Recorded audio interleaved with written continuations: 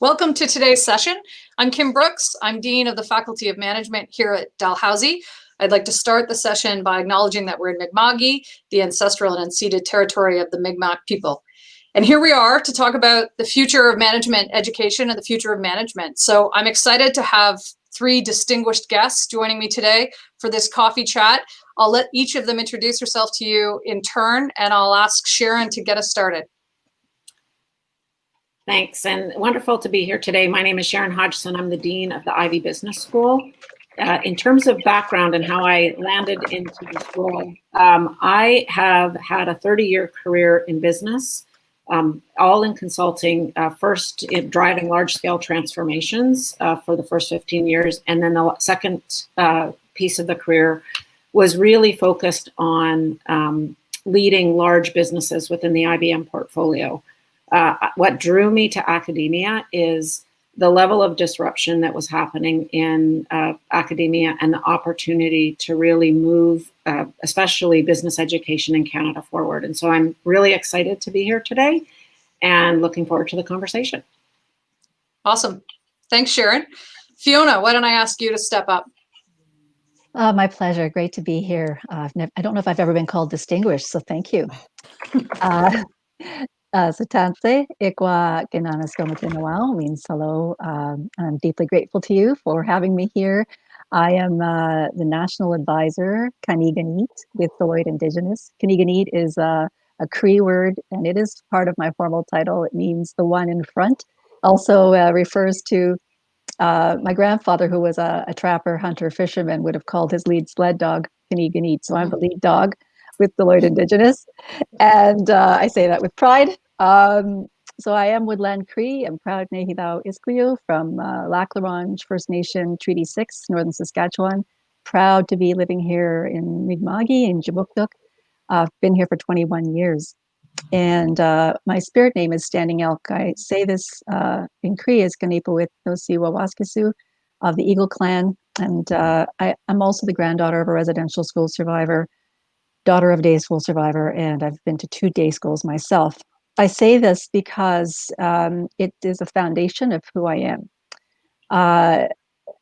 I've been with Deloitte for 5 years, and prior to that in public sector, private sector, and in media. I've had a 40-year career. Yeah, I'm almost 59, and it's hard. Those words leaving my mouth, I can't even believe it. But I say this because it is. I'm proud to say the journey that I've had at Deloitte specifically has led me to what I do now. As of about 8 months ago, I'm leading our Indigenous marketplace strategy, as well as championing our firm's reconciliation action plan, which I may touch on later. I'm also the first female chair of the North American Indigenous Games that were to have been held in Jabukduk in this past July, but stay tuned, we will be holding it in this territory at some point soon, which we will be announcing shortly. But I want to say one more thing, sorry for taking up the time, but I believe it's important for me to state these things about my background and where I am, so that people who come after me can see they have a place in corporate Canada and in perhaps academia, and that they can see themselves in a leadership role and can be proud to bring their full selves to work. Cool. Thanks, Fiona. You're welcome. Natasha. Thanks, Kim, and I want to extend my appreciation as well for being included in the discussion today. I'm very much looking forward to that. So my background, I actually had spent many years as a management consultant, specializing really in public sector service delivery before joining the Nova Scotia Public Service in 2009. And since starting my career in the public service, have taken those years of management consulting and transformation initiatives, both using technology, but also to focus on citizens at the center, into my role in the public service and leading a number of different initiatives inside of government to make it easier for citizens to interact with the Nova Scotia government. And then in June of 2019, such great fortune and much hard work by many folks, but there was a merger between Service Nova Scotia and Internal Services to create a new department. And as part of that, I was appointed as Nova Scotia's first Chief Digital Officer. And that to me is so exciting because it has emphasized this focus of putting humans at the center of the work that we do here in the public service in Nova Scotia. And I'm very passionate about service excellence and delivering excellent services to Nova Scotians. I love this great province, and I love being a part of this larger mission of making government easier for people to interface with and interact with, and helping public servants really deeply understand the needs of the people that we are serving. So thank you again for the time today. I'm looking forward to the discussion.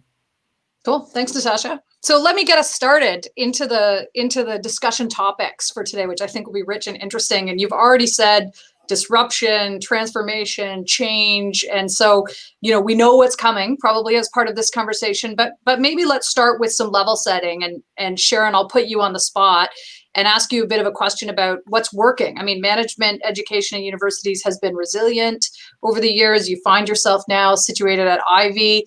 What do you see that you think is providing students, future leaders, and managers with the excellent platform that we know that they need?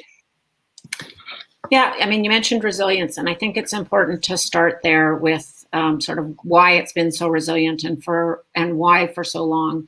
I mean, we've all heard 100 times or even more than that, education is the ticket to success. And so really sort of getting that out in the forefront, and the good marketing messages and the data that supports education being critical to success in people's future is, I think, a reason for resilience. I also think there's been resilience in education because of the strong governance that's associated with the way academia is run, and also some protectionism with respect to the degree issuing process. That said, I just want to throw out there that resilience shouldn't mean complacency. I think we've got a wonderful institution at Ivey and actually across business education in Canada where we really strive to build wonderful foundational skills. But we also need to spend a lot of time thinking about the principles of great leadership skills and decision-making skills, and the EQ as well as the IQ element of this. It's not just skills, it's actually building out your whole self and understanding how you as an individual can contribute in society, develop your skills in judgment, develop your skills in resilience. So to me, management education is evolving. It's not just about those foundational business skills. It's about building up your leadership capabilities, your character, and those key aspects that are going to be important as we lead into the future. Thanks, Sharon. You've pulled out already something that I think is probably a big theme for this era, which is resilience. Let me see if either Fiona or Natasha want to jump in and say something on that topic. Yeah, I'm happy to. Thank you, Sharon. That was really interesting for me as a non-academic, as somebody who hasn't spent a lot of time in that world. It's great to to hear about the resilience of higher education. I really feel, first of all, I work for an organization that I would say is highly resilient, and we started this a long time ago. My very first day at Deloitte, I got the feeling that it was a very highly adaptable environment, as well as it encouraged individuals to be that way. And building a culture of resilience, I think, is key. It definitely starts with leadership. It starts with being, very purpose-driven as well. So I guess, both in higher education and in business, being very purpose-driven really uplifts and inspires others. It helps with decision making. And you're more able to sort of harness the power of your people. So I'd say having that resilience is certainly key to weathering uncertain times. Our peoples in this land can certainly speak to being resilient. But lots to say on this subject. I'm sure we'll dive into that in other parts of this conversation. But I really just want to say that personal and organizational resilience are absolutely key in business and in higher education. That's all I really wanted to add. Thanks, Fiona.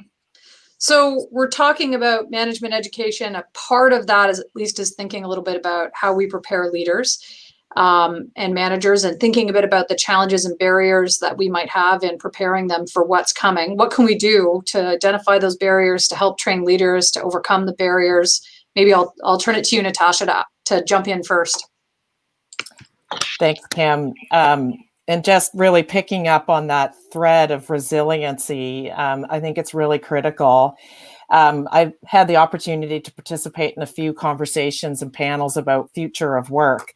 And, coming from the digital space, obviously technology seems to be like the forefront, always thinking about, do I need the latest and greatest technology skills and artificial intelligence and blockchain and all of these kind of technical disciplines.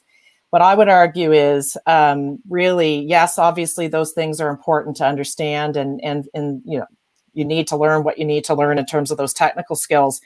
But that piece of resiliency, and as leaders, I think building leaders, that emotional intelligence piece is really critical. And what I mean by that is that sort of self-awareness and that work on self. I wish those had been, messages I had received, in my management practices and earlier in my career. I think it could have saved me a lot of headache. We all, especially us high achievers, suffer from things like imposter syndrome, and bringing some transparency to those types of things, and that work on self and being aware of the trigger things that you have, your own saboteurs, your own internal messaging, because it's really important then as you're building relationships, right? And being able to create connection with others. So as more technology is going to replace human interaction in some cases, we have to work harder to prepare our new leaders that it is much bigger than just the results, the tangible, hard results, that there is this kind of other quotient, which is wellness. That yes, we have to get those hard, tangible results for our organizations, those ROIs, the results our shareholders want to see, but that is not, in isolation.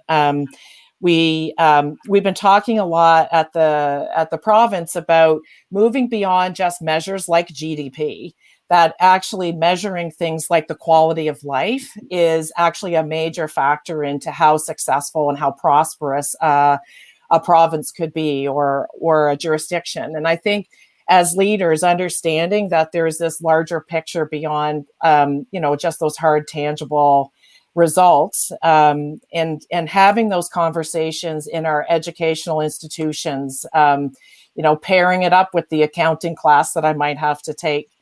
And then I have to put a plug in as a CDO that digital is definitely at the boardroom now. We also have to be preparing our future leaders, our boards of directors, to understand things like cybersecurity and what does it mean to be running my business in the cloud. So just as I need to understand budgeting, but I'm not a chartered accountant, I need to understand those other pieces. So I'll stop there because I think I could talk at length. Wow, Natasha, lots in there around conventional measures of success, around trying to think about the role of digital. So we'll come back and grab a few of those themes. But let me see if Sharon, you want to jump in a bit on what you think we need to be doing in order to prepare effective leaders. Yeah, so I think Natasha's made some really good points. Digital fluency will be an important element of the future of management education. I also think that this, moving away from short-termism to long-term results and really thinking about your impact, not just on business, but on society, will be a big component of the future of management education. But maybe just if I step back for a minute and I think about two things that are really affecting the future of work right now. One is the half-life of skills, which I think has diminished quite considerably over the last few years, digital being one of those elements. And I would also say the amount of job changes that we see coming out of graduates these days, and it's some of that is them being very interested in sort of experimenting a lot more. And some of that is because of these half-life of skills changing and people having to go back and retool. I think it's really important as leaders in education that we focus on, I'm going to use this term, intellectual athletes. Not only do we need to arm our students with the skills they need to be successful today, but we need to teach them about how to continue to grow that intellectual muscle. and that they are really focused not just on what they've learned now, but on this ongoing learning. And it'll be interesting to see sort of how higher ed evolves, because we need to play, I think, a much bigger role in lifelong learning and helping those people who've graduated and are in that career cycle of shifting, or their skills and the half-life of their skills is diminishing, that we can be there to support them with the new skills that they need as they evolve in their careers. It's going to be a really interesting shift, and it's not sort of consistent with sort of where higher ed has played before. And we'll be in, potentially in competition with some others that are not degree granting, but are playing in a different, in that space today, like, for example, some of the consulting firms. But it's really an important thing as we think about this evolving shift. Yeah, that's a really interesting challenge, Sharon, for our institutions, at least at universities, to try to think through how we think about what a student is and how we're all kind of progressive students over this new era. Let me shift a little bit to who we're talking about here. So we've been talking a bit about the what's working, the need for change and response to disruption, and the kind of imperative to be disruptive, I think, even as educational institutions, at least to the extent that I'm talking about, Sharon, our lives at universities.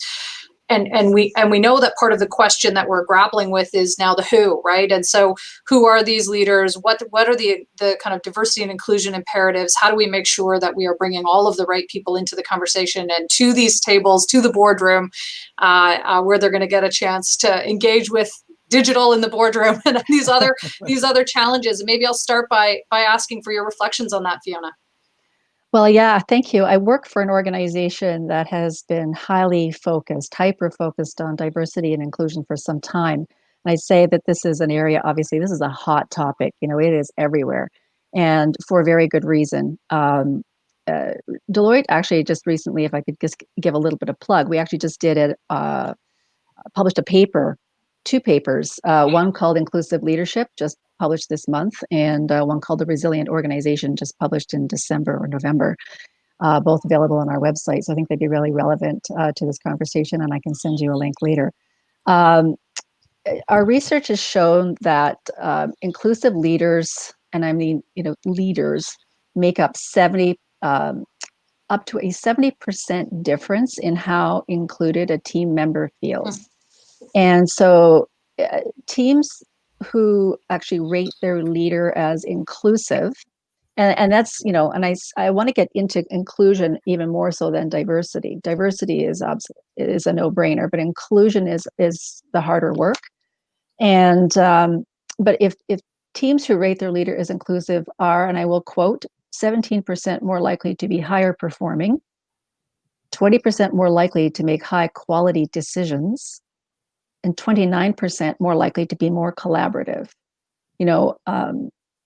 Given the pivotal role that is played by inclusive leaders, I would say,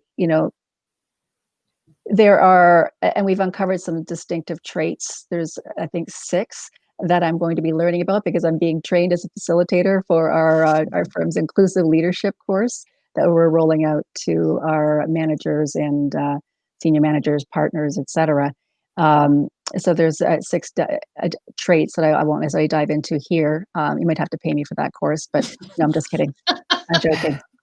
I'm already signed up. But it's no.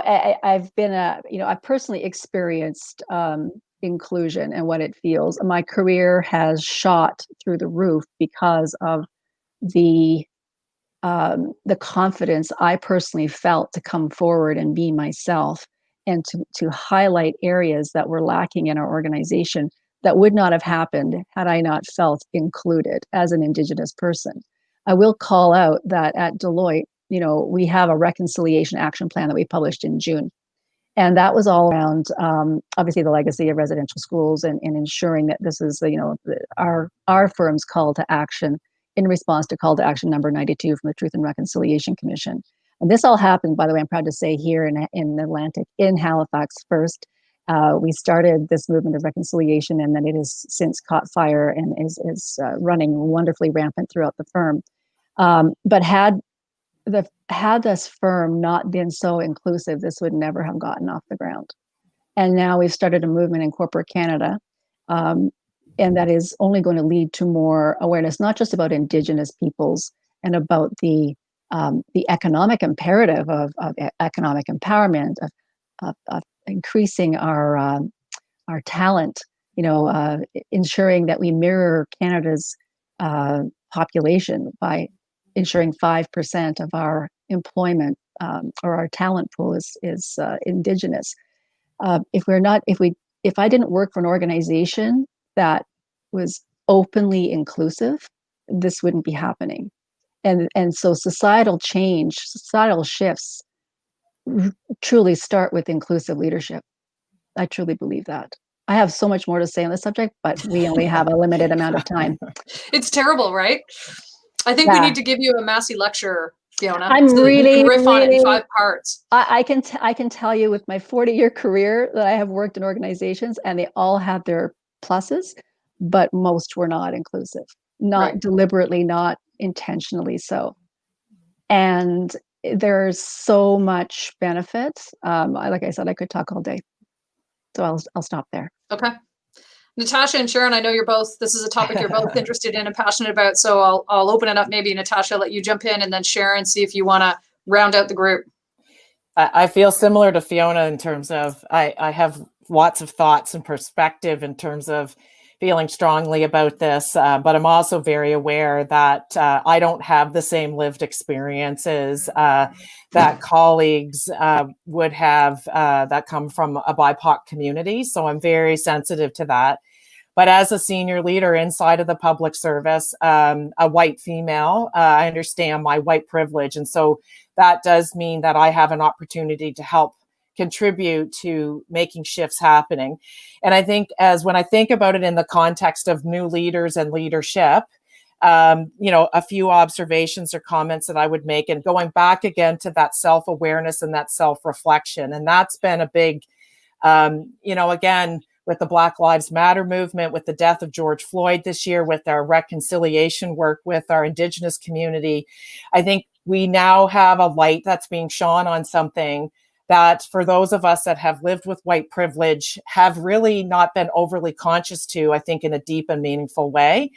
I'm excited about the work that has been happening at the public service in Nova Scotia and being part of an organization that's willing to do the deep dives on this and being vulnerable as a leader. So I think we can be helping new leaders understand that that's a part of that overall picture of their role, and doing that deep self-reflection and understanding about white privilege and the fact that I've grown up in that system and that because of that, I do have racial views. And those are things that I need to work on and understand how I am a part of that system. And I think that's tough stuff that you have to grapple with and realize that in order to make the shifts that we need to happen, we all have to open our eyes to this because certainly our BIPOC colleagues and friends have been living this in really impactful ways for some time.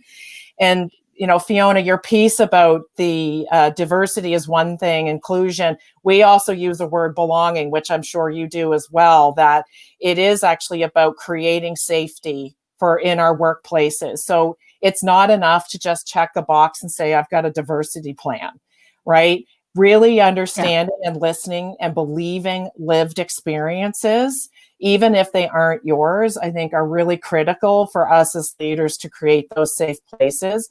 And my one last comment I'll make, because I do feel like I could consume all the airtime, being in the public service, it is so critical for us. I mean, I believe it's critical from a societal perspective in general, but in the public service, we can't leave anyone behind. And the policies that we make, the processes, the legislation, the rules, we can have really significant unintended impact if we are not hearing all of those first voices. So I believe this work is especially critical for us in the public service because of those reasons. And I've been very proud to be a part of this government and the commitments that they have been making and the steps that we've been taking, but we still have a lot of work to do. But I'm ready to dig in, and I believe that we should support our new leaders in having the courage to do the same. Sharon. Wow, it's hard to top what the two others have said. So maybe I'll, well, I completely agree with the comments that they've made. Maybe I'll go back to something that we were talking about before, which is the set of skills that are needed. And I think as we start to think about leadership and business education, I focus on three things. I think we need to develop graduates that have three components: adaptability, resilience, and inclusion, and understand that. And I actually think they play very well off of each other. If you think about adaptability and the ability to navigate through very disruptive times, which change is only going to continue to come faster, if you don't grasp the entire workforce and the entire community when you're looking at the data that you're using to make decisions and adapt and navigate, you lose great insight as to how you need to pivot. And so I think understanding the value of inclusion in the diversity and inclusion in driving decision-making and making moves that are actually taking you forward is critical. Same with resilience. You need new muscles all the time, and that means you need to be relying on different individuals for different types of capabilities. And so I feel like inclusion and having that diverse group to be able to rely on makes you more resilient. And we've got to teach this as part of how students think about how they evolve themselves as leaders. So I really believe that the three of these things go really hand in hand in terms of where we're going to go as an institution and what we need to focus on from a management education perspective. And then I look at what's happening to the organizations that we're providing our graduates to. They're really looking to us to provide diversity in the student population that we train and we promote into the workforce. And there's lots of, you'll see at Ivy, we've made a recent recommitment to equity, diversity, and inclusion. And we've started a plan. We've now hired a director of culture and inclusion, put together a board. And we're starting to work with some of the business schools in Ontario it's actually with York and with Queen's and Ivy, to put together programming in high school to target particularly Black and Indigenous students that we think should get a better swing at getting into business schools. Our goal is we're starting small. We want to work with the TDSB to really get focused on what do they need to be successful in a business school, and starting to work on developing those skills, making sure that they meet the requirements to get into the programs, getting them the mentorship they need early on. We've got partnership programs. We've just developed a partnership program with ICON to get those support programs in place. But we do have to actually work as business schools to get more diversity in our student population. And this is the way we're going about doing this. And I think ultimately it will help businesses who also ultimately need to get more diversity in their workforce. Can I just quickly Jump onto that? Thank you, Sharon. That is, I want to emphasize that piece because, as a, in the corporate sector, in the private sector, it is challenging for us to find the talent that we need. We are waiting for business schools to churn out more Indigenous students in particular, and students of color, but primarily Indigenous. They don't have the networks that most people take for granted. And so to be very proactive with that kind of outreach is critical. So thank you for doing that. Yeah, happy to. We said we were going to drink coffee together for 30 minutes, but I really want to ask a question about digital, because we've got a couple folks who have spent some time in that space, and it echoed as a theme early on. So let me ask it. Talk to me a little bit about what you think lies ahead. I mean, coronavirus has put into relief the need for us to take much more seriously and at a much faster pace than we anticipated our shift to digital. How should we be responding to that? How can digital be a part of how we're going to advance social, ecological, economic goals in management and management education and leadership? So there's a lot in there, but let me ask you at least for a few pithy comments. Maybe I'll start with you, Natasha, and then see if any of the other panelists want to jump in before I close the coffee chat. Well, I'll self-manage myself because, Kim, I could talk about this at length. Couple of comments. Certainly, COVID has accelerated trends and this is the understatement, right? COVID accelerated trends that were already underway. And certainly in terms of the government and public sector writ large response to tackling COVID, digital, public health has been front and foremost and absolutely the critical coal face of making things happen. But that digital has been an underpinning sort of backbone support in helping to tackle COVID, certainly here in Nova Scotia. So proud of that work. What I would just pivot on a little bit is, and back to the lens of management practices and the management programs of new leaders, certainly something I'm very passionate about, and Kim knows this, I've been talking to her a bit about it, is that we need to look at broadening sort of the skills that we're developing in our new leaders to embrace more internet era skills.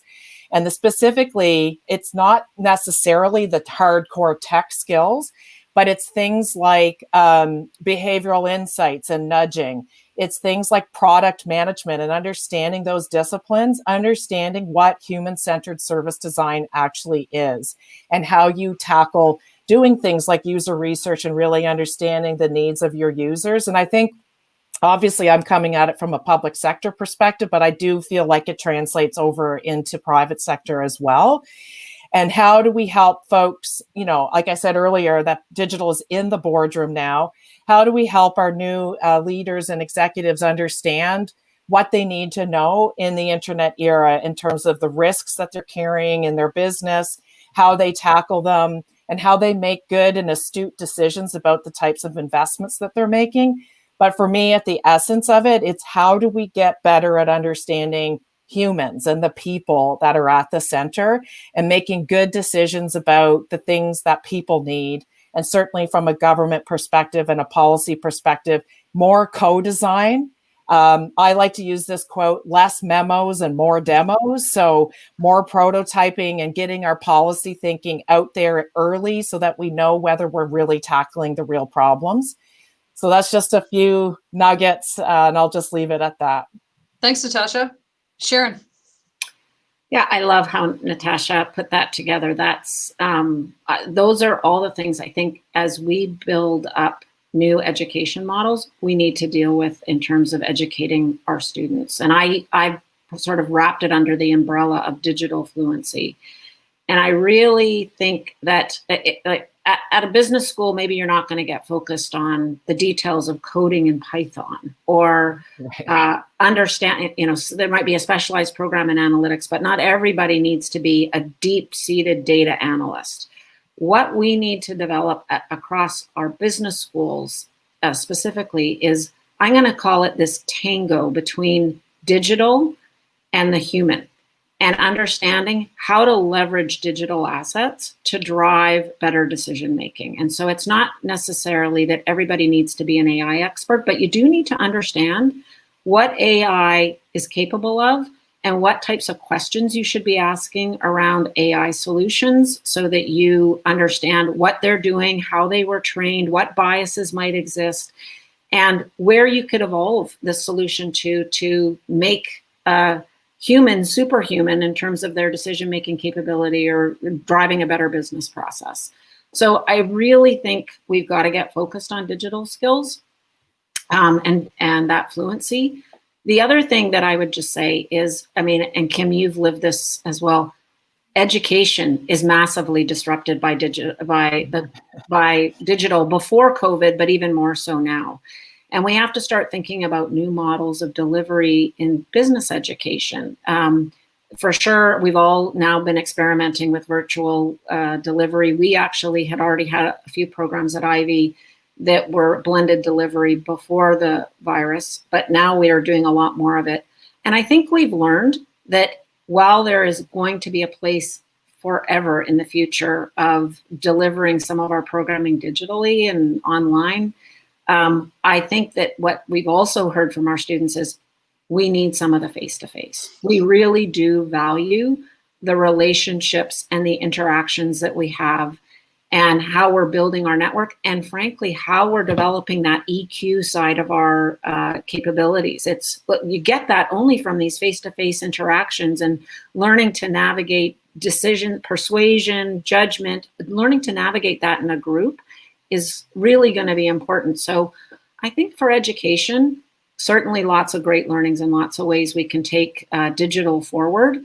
But I also believe that there will be a huge component of face-to-face in our future just because of the value that that brings to the overall educational experience. Thanks, Sharon. Fiona, we'll give you the last word. Sharon, you articulated something that I was thinking of saying, but I think I want to make this a little bit personal. My mother just got the internet over the holidays. She lives in a remote community. And she's only been able to, she's never been able to FaceTime me before. So we were able to FaceTime. And it really made me think even more deeply about how high-speed internet and digital in general has really leveled the playing field. To be able to reach Indigenous communities and offer education in a way that, yes, it's great to be on campus. My daughter is going to Dal right now next door in her bedroom. Okay. So she's dying to go on campus, but really, but this is a game changer. And if we can make education more accessible and build leaders where they are, I think that's really key. But one more thing, I'm old enough to remember pre-digital, pre-digital, and people skills, that EQ, as you mentioned, but is so important. And I do think we are at high risk of losing this ability. So we need to be able to, work on teams and relate to people. And I think sometimes we celebrate digital a little too much while we, have potential to lose something very important. So we need to keep that in the forefront, that human aspect. So that's really all I wanted to add. This has been a wonderful discussion. Thank you for having me. All right, let me end this coffee chat by saying what a pleasure it is to have got a chance to spend a little bit of time with the three of you. And we could have been here all day, I'm sure, and still not scrape the bottom of this series of topics and themes. So you have my thanks. It's really been lovely. I hope we get to continue the conversation offline over time, and I look forward to engaging with others about it. So with that, I'll end this coffee chat. Let me say, please be in touch with us. I'm always happy to hear from people and to continue this conversation with this group, but also with the rest of you who have had a chance to join in with us on this first in our series. And I hope that everybody gets a chance to think through these ideas and bring them to bear in the work that we're all collectively doing. Thanks for having us. Thank you. Good night, dear. Thank you.